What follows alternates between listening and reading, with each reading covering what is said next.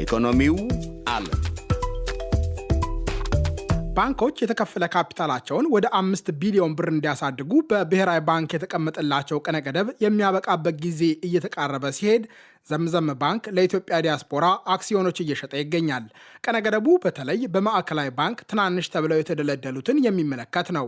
የተከፈለ ካፒታላቸውን 5 ቢሊዮን ብር ለማድረስ እስከ ሰኔ 23 ቀን ጊዜ ተሰጥቷቸዋል። ብሔራዊ ባንክ መመሪያውን ያወጣው ሚያዝያ 4 ቀን 2013 ነበር። ጉዳዩ የሚመለከታቸው ባንኮች የቀራቸው 10 ወራት ገደማ ነው። ብሔራዊ ባንክ መመሪያውን ካወጣ ጀምሮ ዘምዘም ባንክ ቅድመ ሁኔታውን ለማሟላት ጥረት ሲያደርግ መቆየቱን የባንኩ ዋና የስትራቴጂና የከስተመር ኤክስፒሪየንስ ኦፊሰር አቶ እንድሪስ ኡመር ለዶይቼ ቬለ ተናግረዋል። ብሔራዊ ባንክ 5 ቢሊዮን ባንኮች ማሟላት አለባቸው ዳይሬክቲቭ ካወጣ ጀምሮ በስፋት ስንንቀሳቀስ ነው የቆየ ነው። በልዩ ሁኔታ ካፒታል ኢንክሪመንት የሚባል የፕሮጀክት ኦፊስ ለባለፈው 3 ዓመት አቋቁመን ስንሰራ ነው የቆየ ነው ማለት ነው እና የእኛም ኤግዚኪዩቲቭ ማኔጅመንት ለስራ በአሜሪካም የተባበሩት አረብ ኤሚሬትስም ሌሎች ሀገሮችን በሚሄዱበት ጊዜ እግረ መንገድ ከሪሚታንስ ጋር ከካፒታል ኢንክሪመንት ጋር የተያዙ ስራዎችን ሲሰሩ ነው የቆዩት ማለት ነው እና ከዚህ በፊት የነበረው ዳይሬክቲቭ በፎሪን ከረንሲ ብቻ መግዛት አለባቸው ዲያስፖራዎች የሚል ስለነበረ ከዛ ግን ተሻሽሏል።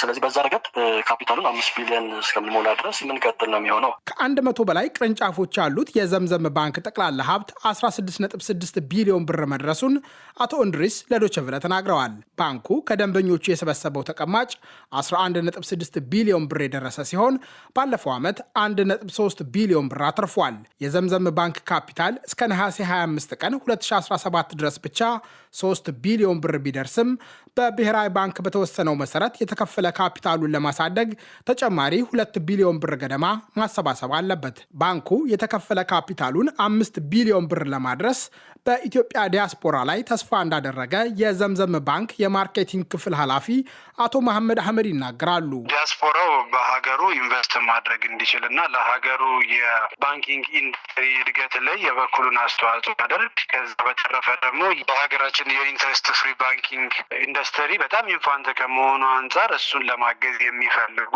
የተለያዩ የዲያስፖራ አካላቶች እንዳሉ ስለተገነዘብን እሱን በማሰብ ነው። ዘምዘም ባንክ በአሁኑ ወቅት 17,000 ገደማ ባለ አክሲዮኖች አሉት። ባንኩ በቀጥታ ለሽያጭ ያቀረበው መደበኛ አክሲዮኖችን ነው።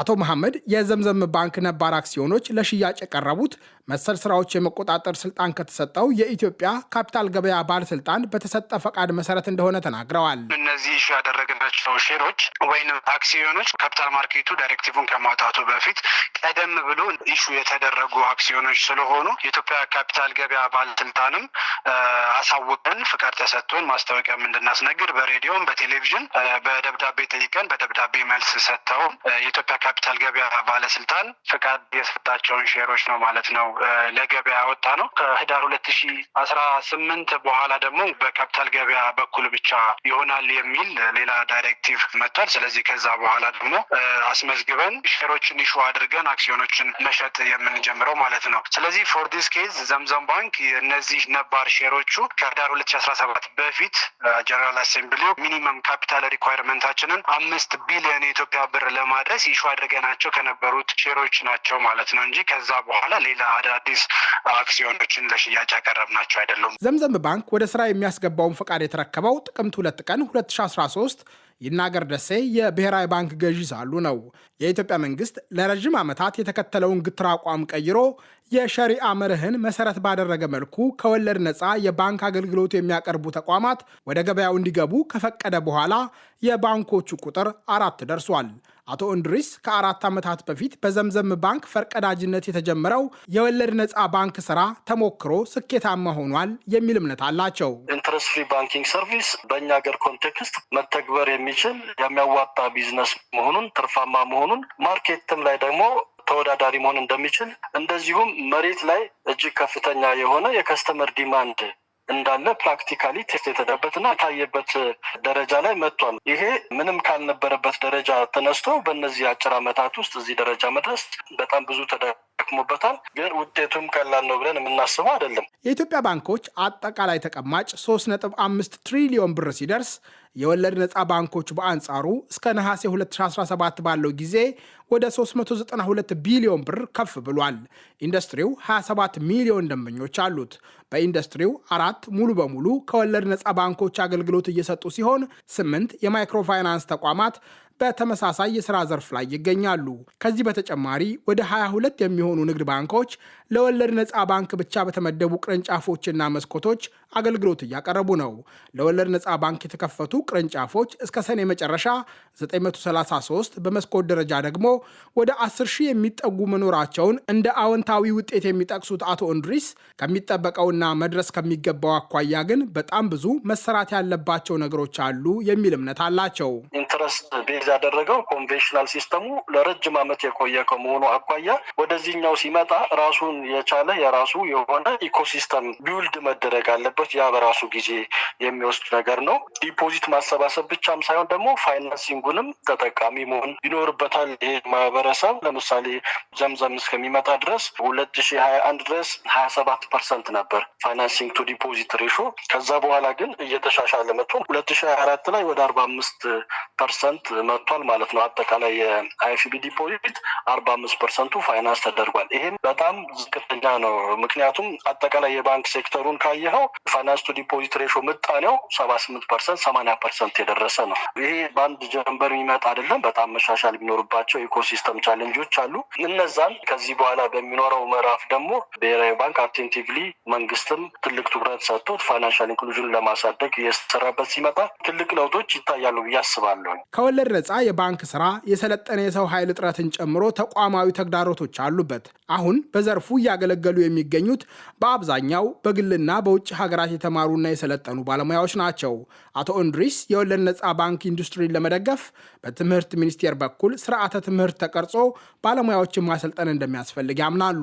ከሬጉላቶሪ ጋር የተያዙ ቻሌንጆች ይኖራሉ። ለምሳሌ ኮምፕሬንሲቭ የሆነ የሌጋል ፍሬምወርክ፣ የኢንትረስት ፍሪ ባንኪንግ ስራዎች፣ የደብል ታክሴሽን እንደዚህ ጋር የተያዙ ቻሌንጆች አሉባቸው። እንደ አጠቃላይ የኢንትረስት ፍሪ ባንኪንግ ሌጋል ወይም አክት ተብሎ ኮንሶሊዴትድ የሆነ ፕሮሰስ የሚፈልግ ነው። አሁን ላይ ባንኮች ሲቋቋሙ እነሱ ኦፕሬት የሚያደርጉበትና ፈቃድ የሚሰጥበት ዳይሬክሽኖች ነው ያሉት እንጂ እንደ አጠቃላይ ኢኮሲስተሙ ላይ ሌጋል ፍሬምወርኩ ምን መምሰል አለበት የሚለው ሌላው ከሬጉላቶሪ ጋር የተያዘ ነገር ነው። የኢትዮጵያ የወለድ ነፃ ባንኮች ትርፍን ከሚያካትቱ ተከታታይ ክፍያዎች በኋላ ንብረት በባንክ ወደ ደንበኛ የሚሸጋገርበት ሙራባሃ የተባለ የብድር ስርዓትን ጨምሮ በተወሰኑ የአገልግሎት አይነቶች ላይ ብቻ ያተኮሩ ናቸው እየተባሉ ይተቻሉ።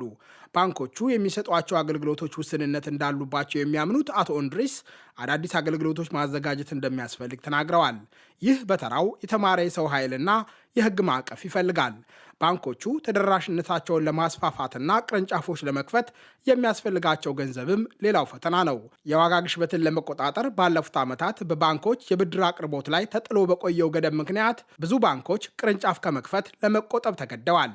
የፋይናንስ ዘርፉ የሚያቀርባቸው ዕድሎችም በወለድ የሚሰሩና የሸሪዓ መርህ የሚከተሉ ባንኮችን እኩል የሚያስተናግድ አይደለም። እንደ ግምጃ ቤት ሰነድ ያሉ የመንግስት የዕዳ መሳሪያዎች በኢትዮጵያ የሰነደ ሙዓለ ነዋዮች ገበያ በኩል ሲሸጡ በቀዳሚነት የሚሳተፉት ባንኮች ናቸው። በጎርጎሮሳዊው 2025-2026 የመጀመሪያ 2 ወራት ማለትም በጥርና የካቲት ገንዘብ ሚኒስቴር በገበያው 4 አይነት የመንግስት የግምጃ ቤት ሰነዶች በጨረታ ሸጦ 111 ቢሊዮን ብር ገደማ ተበድሯል። የዕዳ ሰነዶቹን በመግዛት የኢትዮጵያ ንግድ ባንክና የጡረታ ፈንዶች 80 በመቶ ድርሻ ይዘዋል። ሌሎች የንግድ ባንኮች 13.5 በመቶ ድርሻ ሲኖራቸው የተቀረው በኢንሹራንስ ኩባንያዎችና በኢትዮጵያ ኢንቨስትመንት ሆልዲንግስ የተያዙ ናቸው። የብድር ሰነዶቹ ከ28 እስከ 364 ባሉ ቀናት ሲጎመሩ ወለድ ይከፈልባቸዋል። ይህ ግን የሸሪዓ መርህን መሰረት አድርገው የሚሰሩ ኢስላማዊ ባንኮች ሊሳተፉበት የሚችል አይደለም።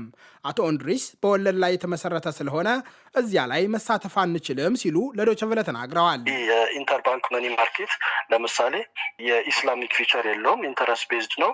ብዙ ባንኮች እየተጠቀሙበት ነው። የትሬጀሪ ቢሉም እንደዚሁ ከሊኩዲቲ አኳያ ፉል ፍሌጅ ኢንተረስት ፍሪ ባንክ ለምሳሌ የሊኩዲቲ ፕሮብሌም ሊያጋጥማቸው ከብሔራዊ ባንክ ልክ እንደ ኮንቬንሽናል ባንኮች ሄደው ከብሔራዊ ባንክ መፍትሄ ሊያገኙበት የሚችሉበት አሰራር አልተሰራም። የኮንቬንሽናል ባንኮች ግን ኢንተር ሊያገኙበት የሚችሉበት ኦፖርቹኒቲ አላቸው። ሊኩዲቲ ፕሮብሌም ሊያጋጥማቸው ሪስካቸው ማኔጅ ሊያደርጉበት የሚችሉበት የመጨረሻውን አማራጭ ሊወስዱ የሚችሉበት እድል አለ ማለት ነው እና ከዛ አኳያ ፕሌይንግ ፊልዱ ላይ እኩል ሁለቱም ዱዋል ሲስተም ኦፕሬት እንዲያደርግ ከማድረግ አኳያ ፈቃደኝነትና ፍላጎቱ እንዳለ እንረዳለን። የተጀመሩ ስራዎች አሉ። እነዛን ግን ቶሎ ኮንክሉድ እያደረጉ ጎን ለጎን እኩል የሆነ የመወዳደሪያ ሜዳ እንዲኖር ከማድረግ አኳያ ስቲል ሊሚቴሽኖች አሉ። እነዛ ሊሚቴሽኖች ከቴክኖሎጂ ከእውቀት ጋር የተያዙ ክፍተቶችም ተግዳሮቶችም ሊኖሩባቸው እንደሚችሉ እንረዳለን። ግን ጋፑ በጣም መስፋትና ኦፖርቹኒቲውን ሚስ ማድረግ ደግሞ አይጠበቅባቸውም። እነዚህ ባንኮች ዋጋ መክፈል አይኖርባቸውም። ሂደቱ ዘገምተኛ ቢሆንም የኢትዮጵያ ገበያ የውጭ ባንኮች ለመቀበል በመዘጋጀት ላይ ነው። የውጭ ባንኮች ወደ ኢትዮጵያ እንዲገቡ የሚፈቅደውን ማሻሻያ በበላይነት ሲመሩ የቆዩት አቶ ማሞስ ማለም ምህረቱ ከገዥነታቸው ከመሰናበታቸው በፊት ብሔራዊ ባንክ ከሰኔ 18 ጀምሮ የውጭ ባንኮችና ኢንቨስተሮችን ማመልከቻዎች መቀበል እንደጀመረ አስታውቋል። ከኬንያ KCB ግሩፕ እና ኢኩዊቲ ባንክ ወደ ኢትዮጵያ ገበያ የመግባት ፍላጎታቸውን አሳውቀዋል። ከጅቡቲ የባንክ ገበያ 45 በመቶ ገደማ ድርሻ የያዘው ሬድሲ የንግድና ኢንዱስትሪ ባንክ በተመሳሳይ አዲስ ወደ ተከፈተው ገበያ የመግባት ፍላጎት እንዳለው በጅቡቲ የሚገኘው የኢትዮጵያ ኤምባሲ ባለፈው ሳምንት አስታውቋል። የውጮቹ ባንኮች ወደ ኢትዮጵያ ሲገቡ አቶ እንድሪስ በቴክኖሎጂና በሰው ኃይል የተሻለ አቅም ሊኖራቸው እንደሚችል ይጠብቃሉ። ባንኮቹ ከተመሰረቱባቸው ሀገራት ውጭ የመስራት ልምድ ያላቸው በመሆኑ የተሻለ አገልግሎት ከሰጡ በኢትዮጵያ ገበያ ጠንከር ያለ ውድድር ሊፈጠር ይችላል። እስካሁን ወደ ኢትዮጵያ የመግባት ፍላጎቱን በይፋ ያሳወቀ ሙሉ በሙሉ በሸሪዓ መርህ ላይ የተመሰረተ ከወለድ ነፃ ባንክ የለም። ዘምዘም ባንክ በ2030 በሸሪዓ መርህ ላይ የተመሰረተና ሁሉን አካታች በአፍሪካ ቀዳሚ የወለድ ነፃ ባንክ የመሆን ዓላማ እንዳለው ለዶይቼ ቬለ የተናገሩት አቶ እንድሪስ ኡመር ይህን ተልእኮውን ባከበረ መንገድ ሀሳብ ካለው ወገን ጋር በጋራ ለመስራት እድል ሊኖር እንደሚችል ገልጸዋል።